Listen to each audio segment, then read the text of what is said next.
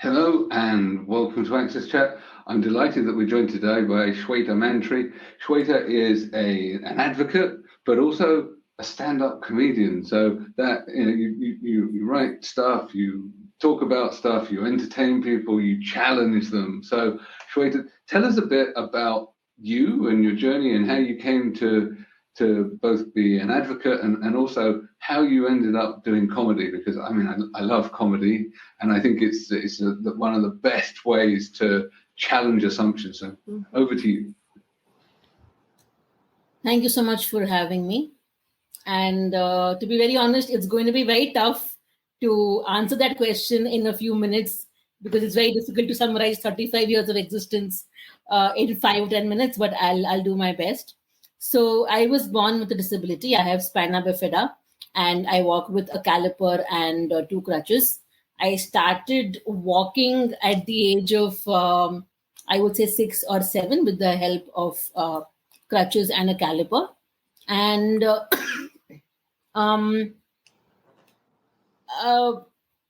what I can say is the reason behind doing what I do right now, be it advocacy or be it stand-up comedy, is the roller coaster of emotions that I experienced throughout my childhood and my teenage. So there's no one instance that I can talk about, but multiple instances. For example, as I mentioned, I started walking at the age of 7. Before that, my mother and my father would carry me in their arms and take me around. And when I would go out, people would stare at me. And I would not understand why. Sometimes strangers would come in and just say, "Oh my God, you have a very strong girl. She's so strong. She's so inspiring." When I was just sitting and having ice cream. And I'm like, why am I inspiring for having ice cream? And cut to me being in school. I was in a school for so-called normal girls. And there was one more disabled girl with me. And we had this rule where we were allowed to be in school only when our helper would come in. When our helper did not come in, we were sent back because the school didn't want to take responsibility. And I understand that comes from a good place of them trying to, I have tried to be empathetic. Like what I've learned in my journey of being an advocate is that one should understand where the other person is coming from. Doesn't mean they're right or wrong, but understanding helps. So I knew that they were scared to take responsibility. I suppose they didn't know how to handle a disabled child or, so on and so forth. And when we were sent back home, when our helper didn't come, I would question myself, why can't I just be on my own in school when I can do that at home, And more than that, you have a lunch break and you have a short break in school, and the other disabled girl who was there with me, she was a nice, quiet child, and she enjoyed being indoors. And I was the, outdoorsy girl, and I would go to the ground and have fun and talk to everyone. And I was told not to go to the ground as frequently in the lunch break or to have my lunch in the corridor, outside my classroom.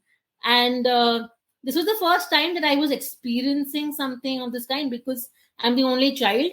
And at home, my parents encouraged me to, they took me outside. They got me a cycle with support. I would go and play with the neighborhood kids. So, these things made me angry as a child. And the other aspect, I would say that going to family functions, interacting with people would say, "Oh my God," like when I would be with my parents, they'd say, "Oh my God, you have such a pretty, beautiful child, and I wish God would have been more kind to her." And I just wouldn't understand. And then cut to, this impacted how I, of course, viewed myself, perceived myself as an individual. And I would say, unfortunately, sometimes I also witnessed my parents being a victim of the ableist mindset. like parents, or I would say family, immediate family, extended family. Like I would hear them say things like, not to me, but otherwise, that, um, we don't know if she'll get married. We don't know how she will live her life. We don't know this. We don't know that. And it just it just made me an angry child. And it was not until teenage that I realized where my anger was coming from. So these are the psychological aspects that I've spoken about. But otherwise, the one physical aspect that really impacted me, and I would say that I mean, I don't know if it's the right thing to say, but it's a matter of fact that I feel that I'm slightly more privileged as an individual with crutches, because I can at least climb steps and go to places with the help of other people. But in India back in the 90s, uh, we would not have a Western style toilet everywhere. Even the most popular theaters in Pune, where I stay, didn't have a washroom with a commode. And that would really restrict my movement. Right. It was not until I think 2003 or 5 when most places started to uh, include barrier-free protocols in their infrastructure. So that also made me feel left out, as to like, oh my god, my friends can go and I cannot go. And these might sound very simple things, but they kind of kept on building up in my mind. And one good thing about my parents is that they always mentioned that I think that we should write to XYZ person about the state of infrastructure at this place, and we should do this and we should do that, and we should not keep quiet about this. And I think that became a part of me where I it was just normal for me to not keep quiet. So that was your pathway into advocacy and self-advocacy. So Yes. and That's of course, how I started to do advocacy, and I've been continuing to do that. However, in the context of advocacy, I had released this one film, which got a mixed bag of responses on YouTube, and I was told that my tone was very harsh as a disability advocate. Like they were like, "How can you crib about certain things? And why don't you count your blessings? Your parents are educated. You're educated. Why do you have to all of those things?" And that's when I kind of questioned myself, and I was like, okay, so shall I explore something else to talk about what I feel? And that's how I my advocacy took the turn, and I took the path of comedy. And I don't think I can probably separate the two. There's definitely an intersection, but yeah, a part of my comedy is definitely um talking about the social injustice that I experience. So yeah, when I started doing comedy, I came across as an angry comic because I didn't know the technicalities of comedy, but I have learned along the way. And now I know that I need to first make the audience laugh and then say what I want to say, because we both have to be on the same page. Yeah. You have to break them in a little bit first, I guess. And you don't look too angry now, so I'm really glad. So I love stand-up comedy, and there's definitely a big tradition of stand-up comedy both in the UK and the US. Is there an open mic scene in India? Do you or do you have to find specific places to go? So where do you deliver your stand-up? So I am in this place called Pune, city called Pune, which is about 3 to 4 hours away from Mumbai, which you can say is the hub of stand-up comedy in India, apart from Delhi. Yes, we do have open mics, of course. I mean, I don't think any comic can grow without going to an open mic and bombing like 5 times a week.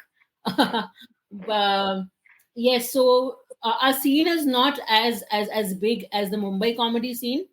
Mumbai, they have at least 4 to 5 open mics every day, because like they have different areas, and then there's a lot of commutes. So every area has their own clubs or venues.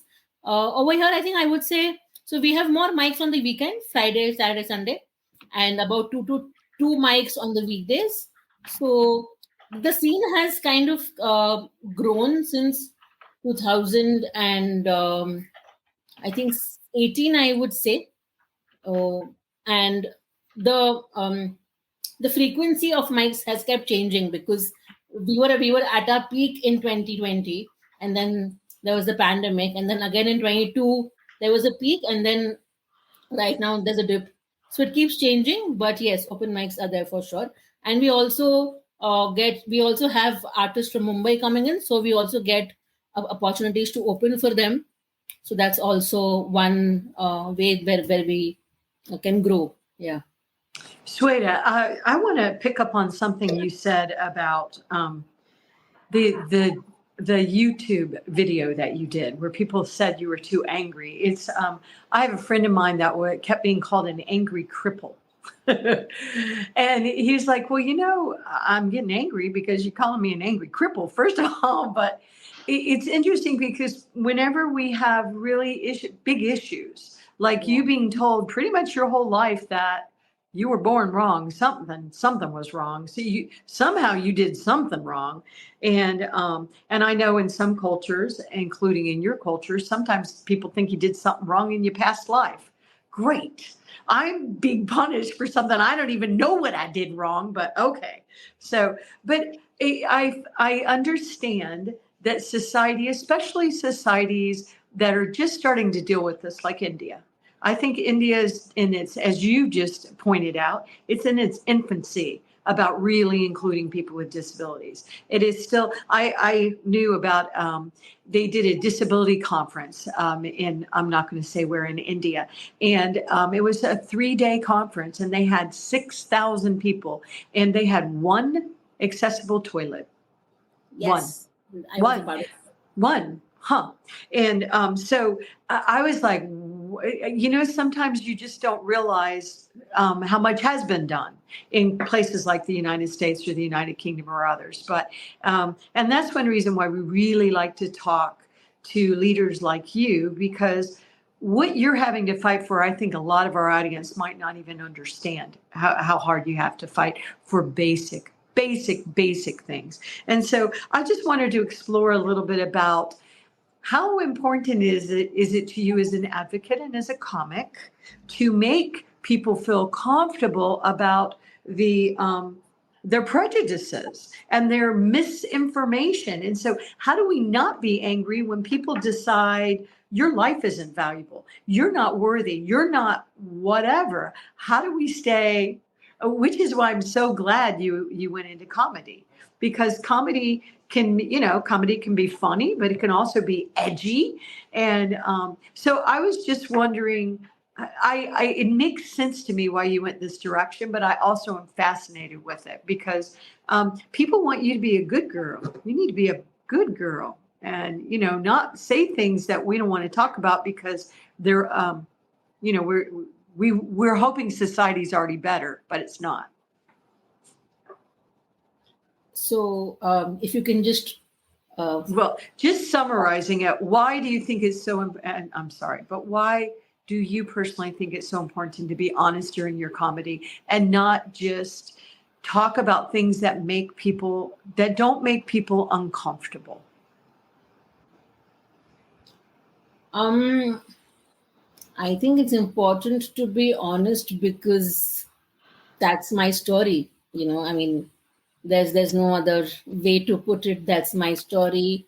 That's who I am. And for me, individually, personally, that's why I chose to do comedy in the first place, to talk about my life, to say what I feel, to ask people, why aren't we on the same page, So Right. To me, there's no other way than being honest. And about people being comfortable or uncomfortable, I try to convey this in a crisp way, but I mean, I'm sure we're all aware that there is a different bias against Right. women comics or women performers. Okay. It's women are not funny. Oh my God, women only talk about periods and relationships, and they only cry on stage, as opposed to there are guys talking about other things, about having their heart broken, about their entitled lives, about how they haven't gotten what they want, and no one bats an eyelid, and All right. So you also have the prejudice of being a woman, which is interesting. Absolutely. Yes. Neil had put this in the comments, but because you had said this before we got on air, but he told me to ask you this question, which is a better way to ask it. But you had made a comment before we got on air about hitting up versus punching down, which I had never heard that term, but thank you, Neil, for reminding us. Yeah. So, if I'm allowed, I just want to complete the previous point. Absolutely. Which is that I have a bias as a woman, and I have a bias as a disabled performer who does not do normal jokes. And I'm like, if I haven't had a so-called normal life, why the hell am I expected to do, and I hate the word normal myself, but, that's what people use. That's the term that people use over here. Mhm. So, I think for me, I have now learned to balance my act, ironically, because I say what I want to say. Like, I first make people comfortable.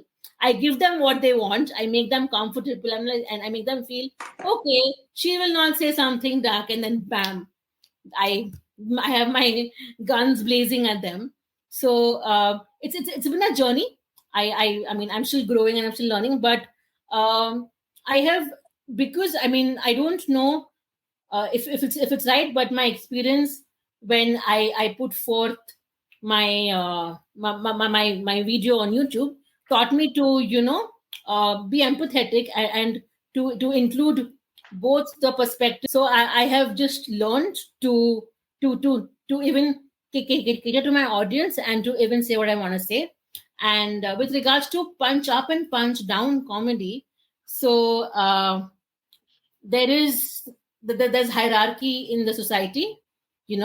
There is the oppressed, and there is the oppressor, or rather there is the privileged, and there is the not so privileged. So in the context of disability, or in the context of a disabled person doing jokes on disability, when you make fun of the oppressor or the person who is more privileged, that's punch up comedy. That's punch up humor. But when you make fun of someone's lack of privilege, or lack of opportunities, or when you make fun of the way somebody is, that's punch down comedy. So it's something like disability humor versus disabled humor, if that's what makes sense.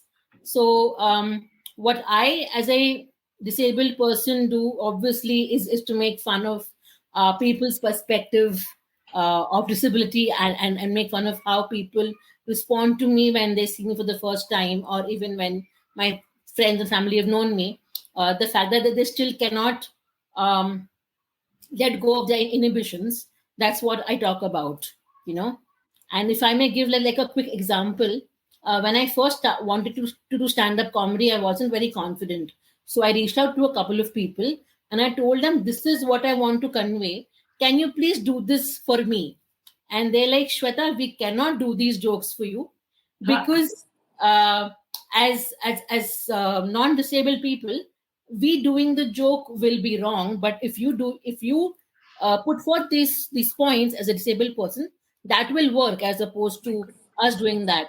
And that was my first introduction to what I just mentioned, punching up and punching down. If they wanted to say things I wanted to convey, it would be punching down. But if I did the same jokes, it was punching up. Oh, how interesting. Thank you. But when you are doing stand-up comedy, do you feel that there are still topics that get people shocked? That people get shocked about it?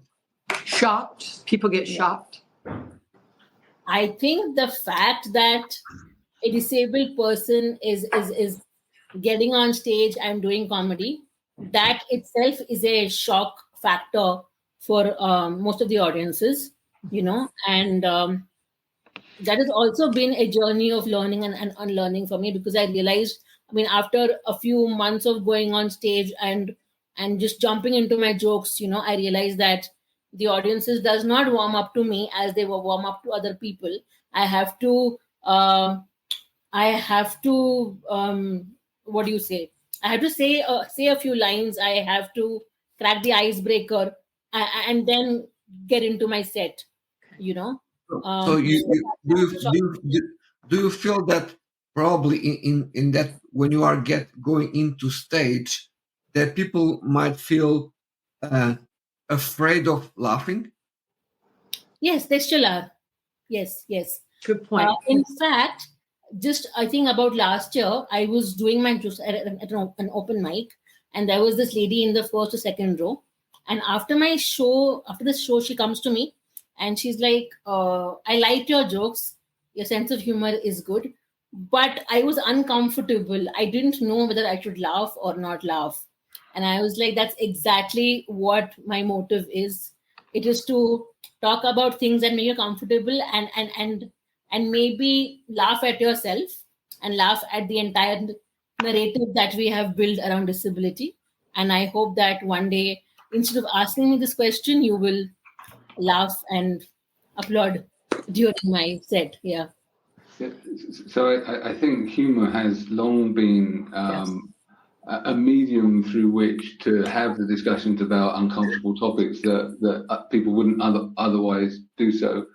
And that also people laugh when they're uncomfortable, as well as when there's humor, because it's a sort of self-defense reaction.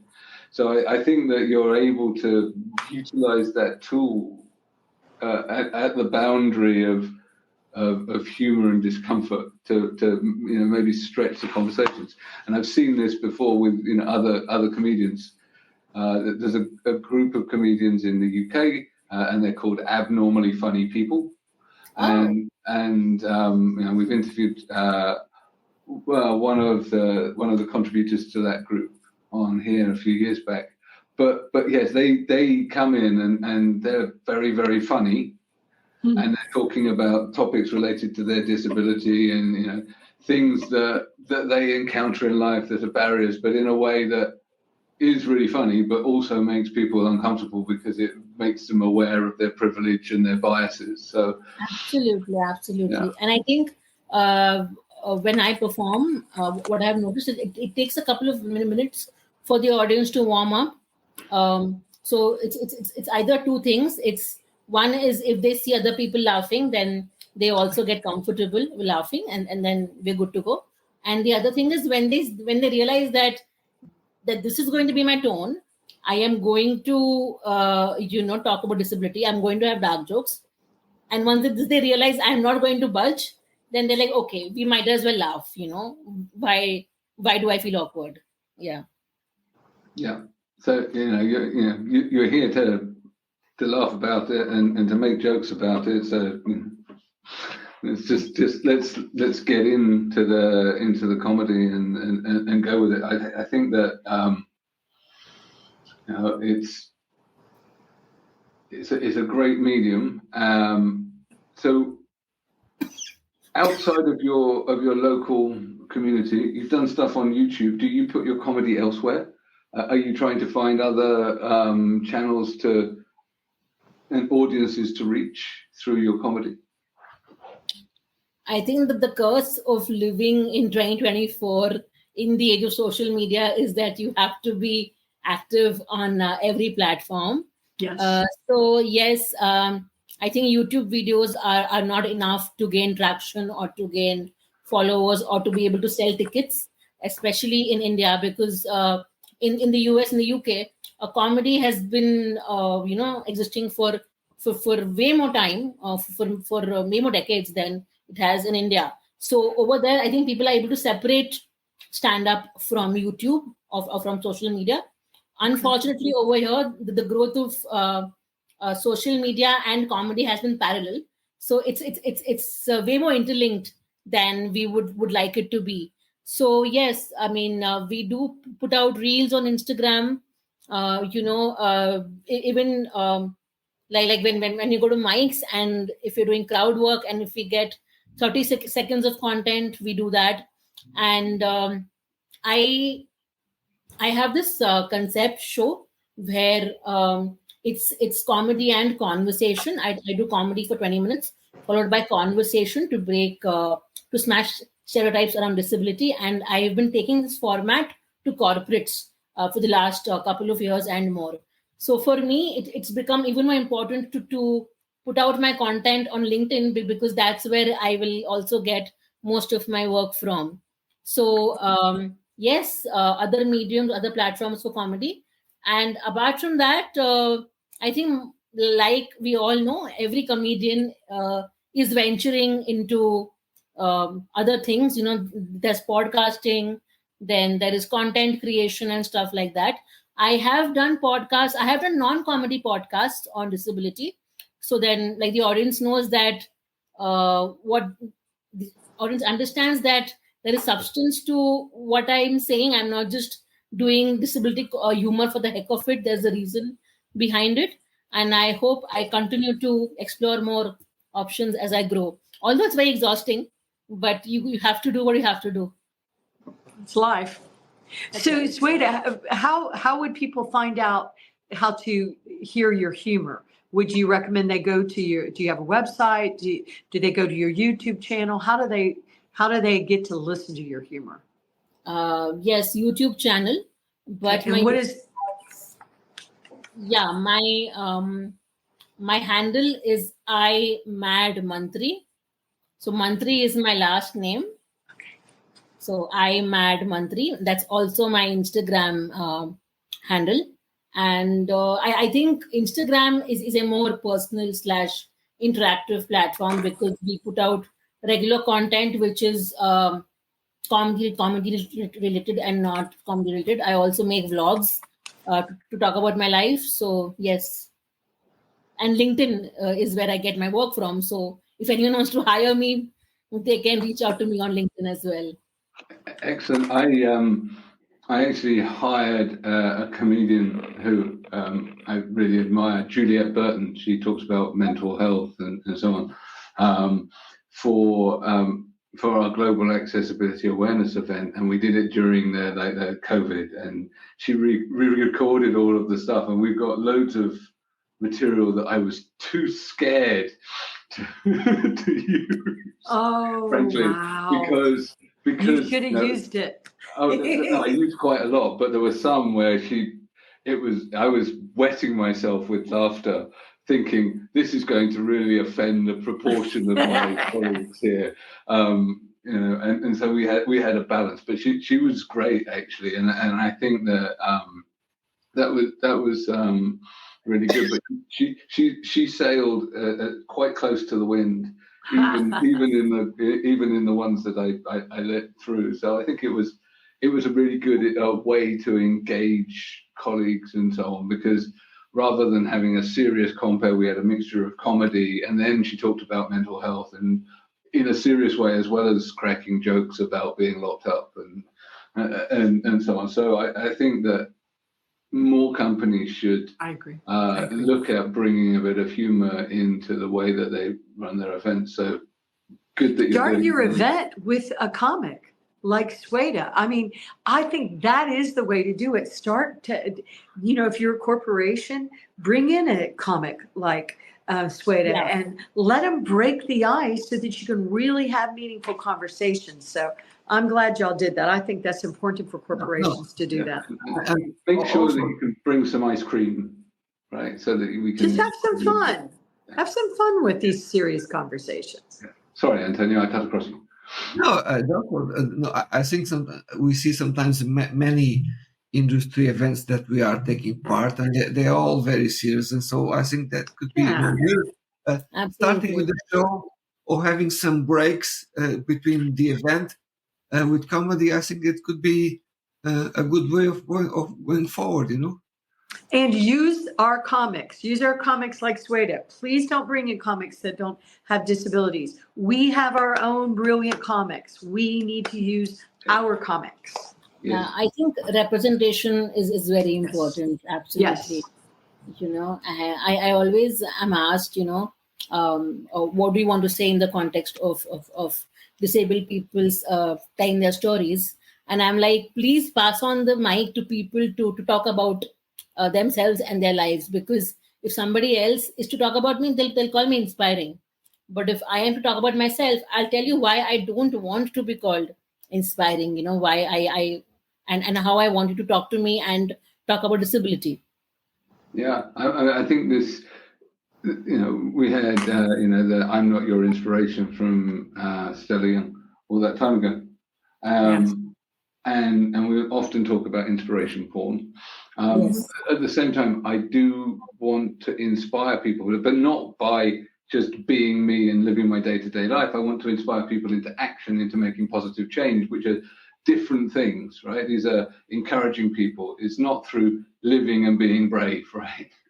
So I want to inspire people not only for being disabled, you know, or not just by the virtue of being disabled. Like there's so much more that I'm doing, you know. And if I may add one thing, we're called inspiring for overcoming barriers and living our lives.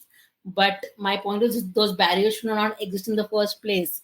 So why? So in a way, we are forced to be inspiring, and we don't want to be inspiring. You know, we just want to live our lives. Yeah. Right. absolutely. So we've reached the end of our half hour. It passed rather too quickly.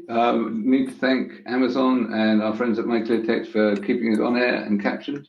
And I really look forward to continuing the conversation and hopefully some jokes on social media. So thank you, Sweta. Thank you so much. Thank you, Sweta.